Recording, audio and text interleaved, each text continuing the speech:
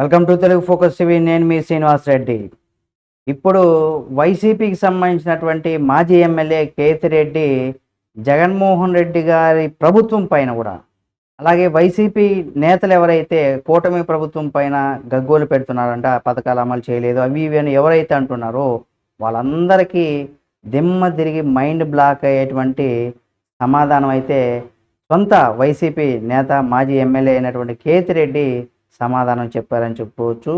ఏం చెప్పారు ఏమని తెలుసుకునే ముందు మీరు కనుక కేతిరెడ్డి అభిమానులు అయితే తప్పనిసరిగా మన Telugu focus TV channel subscribe చేసుకొని పక్కన ఏమైనా బెల్ బటన్ ఒకటి మాత్రం మర్చిపోకండి.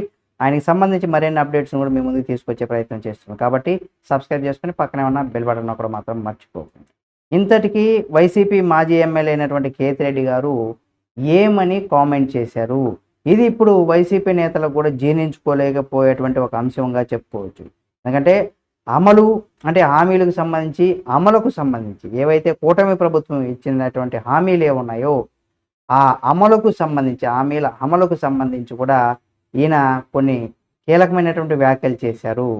ఏం చేశారు అనేది మనం చూసినట్లయితే, ఎన్నికల సమయం ఇచ్చినటువంటి హామీల అమలుపైన కూటమి ప్రభుత్వానికి సమయం ఇవ్వాలంటూ కూడా వైసీపీ నేత ధర్మవరం మాజీ ఎమ్మెల్యే అయినటువంటి కేతిరెడ్డి వెంకటరామరెడ్డి అయితే ఇక్కడ వైసీపీ నేతలందరికీ కూడా సూచించారని చెప్పుకోవచ్చు. ఇందులో జగన్మోహన్ రెడ్డి గారు ఉంటారు. వైసీపీ కూటమి ప్రభుత్వం పైన ప్రస్తుతం ఎవరైతే విమర్శలు చేస్తున్నారో వాళ్ళందరికీ కూడా ఇది వర్తిస్తుందని కూడా చెప్పుకోవచ్చు.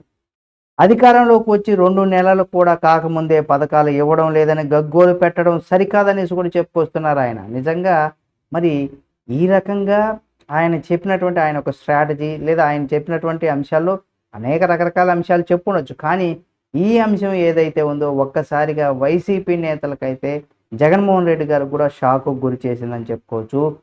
ఈ తక్కువ సమయంలోనే అద్భుతాలు జరిగిపోతాయని భావించడం మూర్ఖత్వం అనేసి కూడా చెప్పుకొచ్చారు ఆయన. సంపదను సృష్టించి సంక్షేమ పథకాలు అందిస్తామని ఎన్నికల సమయంలో చంద్రబాబు నాయుడు గారు చెప్పారని కూడా చెప్పుకోవచ్చు. అందుకోసం కనీసం ఒక ఆర్థిక సంవత్సరమైన సమయం ఇవ్వాలని కూడా చెప్పుకొచ్చారు ఆయన.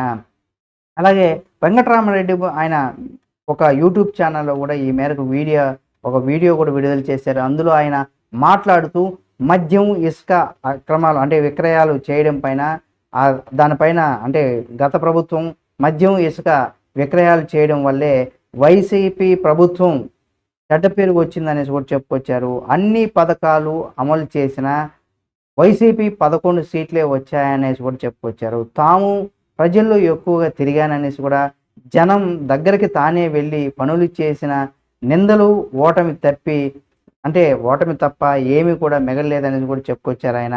నా ఎస్టీలు నా బీసీలు అని జగన్మోహన్ రెడ్డి పదే పదే చెప్పడంతో మిగతా వర్గాల వరకు ఆయన దూరమయ్యారనేది కూడా చాలా క్లియర్ కస్ట్గా చెప్పుకొచ్చారు. ఇది వాస్తవానికి కనుక మనం చూసినట్లయితే ఇవన్నీ కూడా 100% తమ తప్పులు గుర్తించి భవిష్యత్తులో ఎలా ఉండాలి, ఆ తప్పులు సరిదిద్దుకుంటూ ప్రజల్లో ముందుకు వెళ్లాల్సినటువంటి పరిస్థితి ఎప్పుడైనా సరే ఒకసారి దెబ్బతిన్న తర్వాతే కూడా అనుభవానికి వస్తాయి. కొంతమంది ముందుగానే జాగ్రత్త పడుతూ ఉంటారు. ఈ విధంగా జగన్మోహన్ రెడ్డి గారు చేసినటువంటి తప్పులను కూడా చాలా సున్నితంగానే, అలాగే వైసీపీ నేతలందరూ కూడా చురకలు అంటించారని కూడా చెప్పుకోవచ్చు. ఇది ప్రస్తుతం ఏం చేసినటువంటి కామెంట్స్ ఏవైతే ఉన్నాయో ఇవి ఒక ఆర్థిక సంవత్సరం కూటమి ప్రభుత్వానికి మనం సమయం ఇవ్వాలి.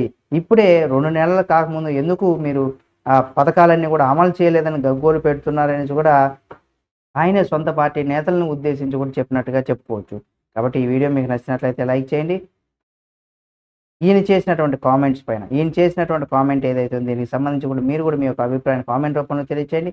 మరిన్ని వీడియోల కోసం మన Telugu focus TV channel subscribe చేసుకొని పక్కనే ఉన్న బెల్ బటన్ ఒకటి మాత్రం మర్చిపోకండి.